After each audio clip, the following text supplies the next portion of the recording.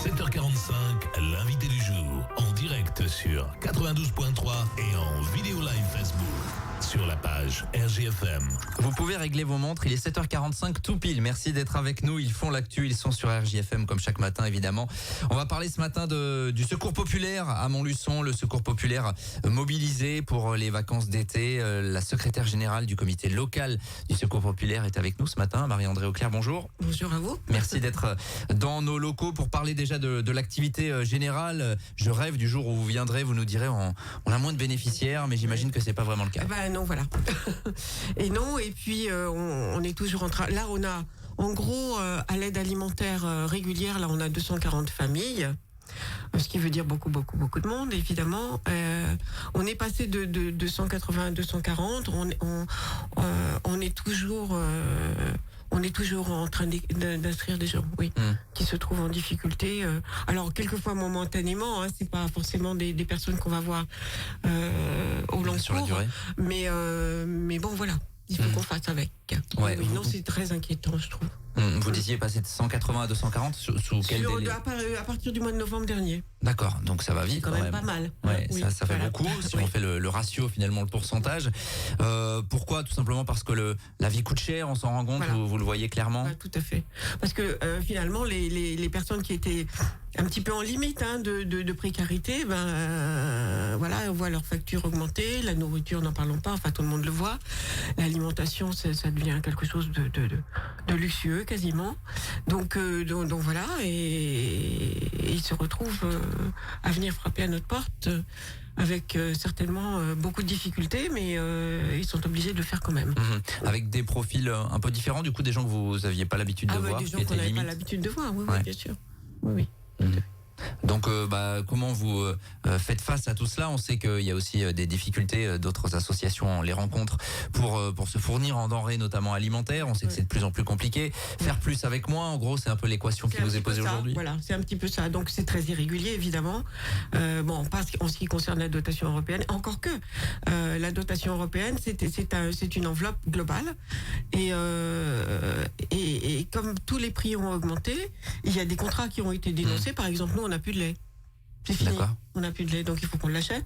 Mais on n'a plus de lait parce que on devait avoir tant de palettes de lait. Et puis comme les prix ont augmenté, il y a eu moins de palettes de lait de fournis et voilà. Et puis des contrats qui sont dénoncés par des fournisseurs. Donc après, il faut retrouver d'autres fournisseurs. Enfin, c'est très compliqué. Il y aura quand même une distribution alimentaire pendant l'été. Comment vous faites pour gérer ? Oui. Alors, normalement, on ferme 2 semaines. Là, pour la distribution alimentaire. Là, on va fermer 3 semaines parce que le mardi, qui est un des jours où on fait la distribution alimentaire, c'est le 15 août. Et donc, ça nous décale un petit peu par rapport à... Voilà. On ferme en fonction des distributions alimentaires. Voilà. Il faut qu'on ait fini une distribution alimentaire complète, c'est-à-dire 2 semaines pour nous. Et puis là, on se dit, on fait les vacances à partir de ça. Voilà, pour que tout le monde ait à peu près la même chose, quoi. Enfin, voilà, que ce soit logique. Comment vous faites du coup aux bénéficiaires ? Vous leur donnez un petit peu plus sur la dernière distribution, c'est ça ? Voilà, on fait ça. Alors c'est des produits secs souvent parce que les produits frais, on peut pas en avoir non plus une quantité. On va voir peut-être acheter des légumes ou des fruits, des choses comme ça. Mais et puis dans ce qui est sec, on peut donner plus. Voilà. Bon, ça fait partie évidemment de l'activité quotidienne. Avant de parler de tout ce qui va se passer pour l'été, parce qu'il n'y a pas que la distribution alimentaire, il y a plein d'autres choses qui sont mises en place. Un petit mot des locaux, ça n'a pas ça n'a pas bougé. Ça n'a pas bougé. C'est de pire en pire au niveau des dégradations. On attend toujours la bonne volonté de la mairie de Montluçon. On l'a pas vraiment, mais bon, peut-être qu'un jour. On rappelle que vous êtes situé rue de la Gaîté et dans des locaux la distribution alimentaire, oui. Puis la boutique, c'est ce qu'on loue, donc le local qu'on loue rue Benoît d'Azy, en face de Domitis. Voilà pour cela, et on va donc se tourner vers l'été 2023, donc parce qu'il y a beaucoup de choses qui sont mises en place, avec notamment les plus jeunes qui sont ciblés. Un enfant sur 3 ne part pas en vacances, c'est ce que dit le Secours populaire aujourd'hui en France. L'objectif, c'est avec une participation quand même, parce que ça c'est le fondement du Secours populaire, d'essayer de proposer des choses aux familles qui n'ont pas forcément les moyens de partir dans un cadre traditionnel, je dirais. Oui, voilà, c'est ça.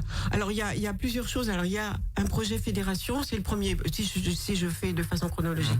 Le premier, c'est le projet fédération, c'est-à-dire le village copain du monde à Troncey, en partenariat avec le patronage laïque, qui fait un travail formidable.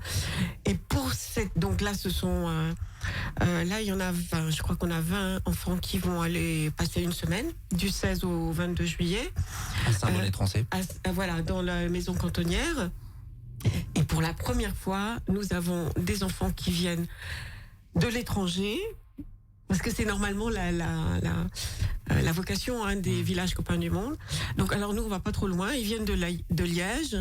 Il y a 8 enfants de Liège, voilà, qui vont venir. Ils font partie d'une association partenaire, voilà. Donc c'est quoi, ces semaines de loisirs, découvertes, apprentissage voilà, aussi. Et puis apprentissage du secours populaire aussi. Ouais. Bien sûr. Les valeurs. Et de ce que c'est, les valeurs, ce que peut être les groupes copains du monde. Alors nous, on n'en a pas encore, on est bien désolé, mais voilà, de jeunes bénévoles qui pourraient faire des actions dont ils seraient les auteurs, voilà. Ça, ce serait intéressant. Et c'est pas forcément réservé, bien sûr, aux enfants des familles aidées. Ça peut être voilà, c'est aussi bien. Ça ferait un mélange, une mixité sociale qui serait idéal. C'est vraiment le sujet de Copains du Monde. Voilà, ça c'est le premier. Ça c'est fédéral. Avec pour les enfants de familles bénéficiaires des tarifs spéciaux là, qui sont très abordables pour ce type de séjour. Oui, de toute façon pour tous. Alors, y compris pour tous, il y a un tarif. Alors, je vous le dis pas, mais c'est rien, quoi.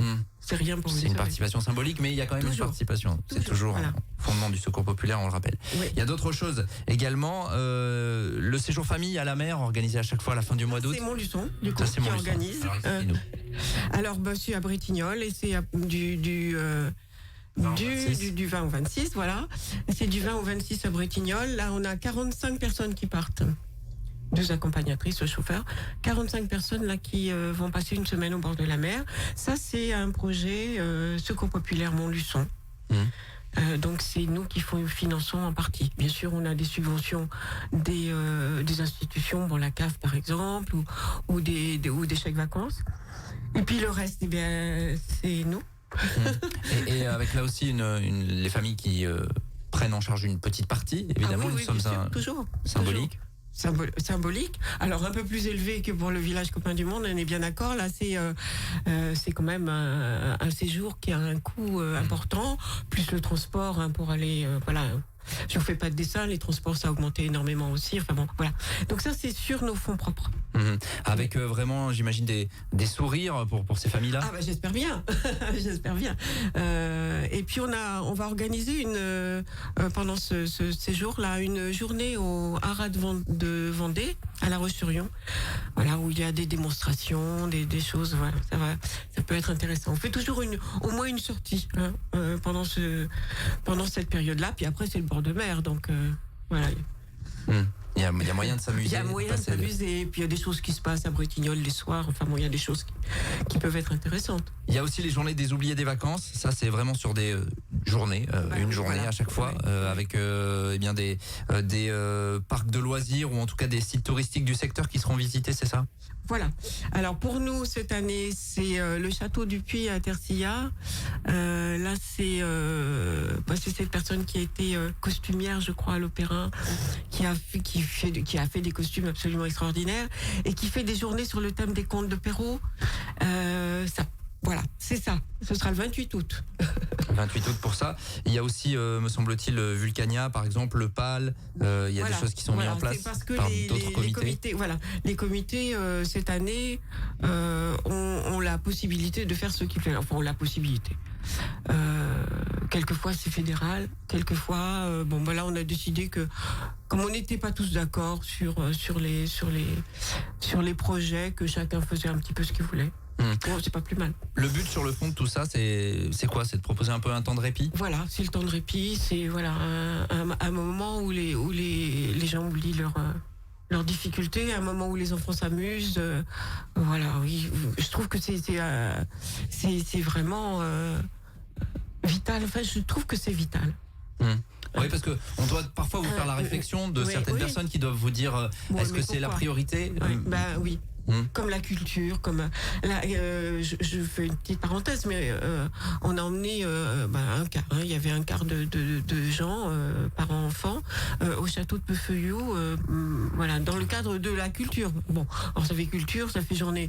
Les gens étaient très contents, je crois. Bien sûr. Très contents de découvrir autre chose, de passer un bon moment, d'être oui, les enfants se sont amusés, c'était bien, quoi. C'était bien. On suivra ça, évidemment, ça va se dérouler durant tout l'été. Le Secours populaire, évidemment, reste mobilisé. Toujours des besoins de bénévoles. Vous avez toujours besoin de bras? Toujours, on ne refuse pas les bénévoles. Après, là, cette période-ci, c'est vrai que c'est difficile d'intégrer quelqu'un parce que là, c'est un peu fluctuant au niveau des vacances. Mais, donc, il faut quand même qu'on parle du financement et du 1er juillet. Donc, du bric-à-brac, rapidement, oui, c'est vrai que j'allais l'oublier. Il reste 30 secondes. Vous allez l'oublier. Donc, c'est le bric-à-brac. Le 1er juillet, comme d'habitude, rue de la Gaîté, on met tout dehors. Voilà, donc on achète des petits objets, puis ça fait une bonne action et ça permet de financer toutes les opérations dont on vient de parler. Voilà, alors, ça va pas financer tout, je vous le dis tout de suite, mais 9h 17h, c'est ça, sur les horaires du bric-à-brac. Voilà, c'est ce samedi, donc dans les locaux à l'extérieur des locaux de la rue de la Gaîté. Voilà, oui, on est dehors. On a l'autorisation de la mairie de fermer la rue est fermée. De fermer la rue.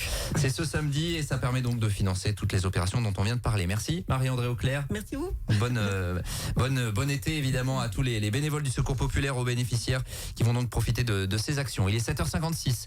On est en direct. C'est le Good Morning Montluel, l'info locale et régionale revient dans tout pile 6 minutes. 7h45, l'invité du jour. En direct sur 92.3 et en Facebook Live vidéo sur la page RGFM.